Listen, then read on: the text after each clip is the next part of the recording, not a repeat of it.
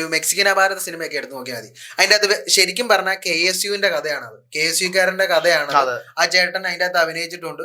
പക്ഷെ അന്നത്തെ കാലത്ത് കമ്മ്യൂണിസ്റ്റിനായിരുന്നു കൂടുതൽ സപ്പോർട്ടും. കമ്മ്യൂണിസ്റ്റ് എന്ന് പറഞ്ഞാൽ അത്ര ആവേശവും കാര്യങ്ങളും നിലനിന്നിരുന്ന സമയമായതുകൊണ്ട് അവർ ബിസിനസിന് വേണ്ടി അത് കമ്മ്യൂണിസ്റ്റുകാരന്റെ കഥയാക്കി ടോവിനോ അഭിനയിച്ചു. അത് ഹിറ്റായി. പക്ഷെ ഇപ്പം അതിനുശേഷം വന്ന തീപ്പൊരി വെന്നി കുറച്ച് പടങ്ങൾ കമ്മ്യൂണിസ്റ്റിനെ ബൂസ്റ്റ് ചെയ്തിട്ടുണ്ട്, എങ്ങും വിജയിച്ചിട്ടില്ല. എന്തുകൊണ്ടാ?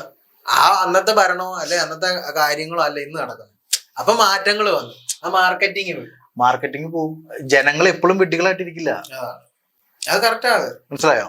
ജനങ്ങൾക്ക് ശരിക്കും പറഞ്ഞാൽ ജനങ്ങൾ വെട്ടികളല്ല. ഏറ്റവും വലിയ ബിസിനസ് എന്ന് പറഞ്ഞാൽ മതവും രാഷ്ട്രീയമാണ്. കാരണം ഇവര് ആൾക്കാരെ തമ്മിലടിപ്പിക്കും, ശരി രീതിയിൽ തമ്മിലടിപ്പിച്ചിട്ട് എന്താ സംഭവിക്കുന്നത്? ഈ അണികൾ കിടന്ന് തമ്മിലടിക്കും, അവര് രക്ഷപ്പെടുകയും ചെയ്യും. ഏറ്റവും വലിയ ഉദാഹരണം പറഞ്ഞാൽ ഒരു രാഷ്ട്രീയ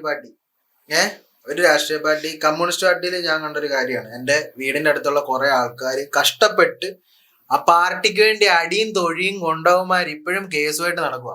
ഇതിന്റെ നേതാക്കന്മാരുടെ മിഡിൽ ക്ലാസ് തൊട്ടുള്ളവർക്ക് ഗവൺമെന്റ് ജോലി അത് ഇതുമൊക്കെ ആയിട്ട് അവര് രക്ഷപ്പെട്ടു. അപ്പോഴും ഇവര് എന്താ ചെയ്യുന്നത്? ഇവര് തെറ്റ് ചെയ്താലും അതിനെ സപ്പോർട്ട് ചെയ്യുക. എൻ്റെ വീടിൻ്റെ അടുത്ത് ഞാൻ പാർട്ടിയിൽ നിന്നൊക്കെ ഞാൻ ഇറങ്ങി വന്നതാണ്.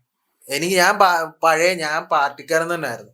എനിക്ക് അവരുടെ കാര്യങ്ങൾ യോജിക്കാൻ പറ്റാതെ വന്നപ്പോഴത്തേക്കിനും ഞാൻ ഇറങ്ങി വന്നു. എനിക്ക് പാർട്ടിയും വേണ്ട ഒന്നും വേണ്ട എന്ന് പറഞ്ഞിട്ട് ഞാൻ ഇറങ്ങി വന്നു. കാരണം യഥാർത്ഥ കമ്മ്യൂണിസ്റ്റുകാരൻ ചോദ്യം ചെയ്യുകയാണെന്നാണ് പറഞ്ഞിട്ടുള്ളത്, കാറൽ മാർക്സ് പറഞ്ഞിട്ടുള്ളത്. ഇത് അവരെ തോന്നിയ രീതിയിൽ അവരങ്ങ് പോവാണ്. മനസ്സിലായോ? അപ്പൊ എന്താണ് ഏറ്റവും വലിയ മണ്ടന്മാർ? അത് ഏത് രാഷ്ട്രീയ പാർട്ടി എടുത്താലും ഏറ്റവും വലിയ മണ്ടന്മാർ അണികളാന്നേ പറയത്തുള്ളൂ. മനസ്സിലായോ? ഈ പറയുന്ന നമ്മളെ എന്താ പറയാ, മുഖം കൊണ്ട് ചിരിക്കുകയും ചെയ്യും, അകമ്പല്ല് ഞർമ്മയും ചെയ്യുന്ന ആൾക്കാരാണ് ഏറ്റവും കൂടുതൽ രാഷ്ട്രീയക്കാർ. മനസ്സിലായോ? നമ്മൾ വിചാരിക്കുന്ന പോലൊന്നും നമ്മളെ കൊണ്ട് നാട് നന്നാക്കാൻ പറ്റൂ? ഇല്ല, ഒരിക്കലും നടക്കൂല. ഒരാൾക്ക് നാട് നന്നാക്കാൻ പറ്റില്ല, അവനവൻ സ്വയം നന്നാവാന്ന് പറ്റുള്ളൂ.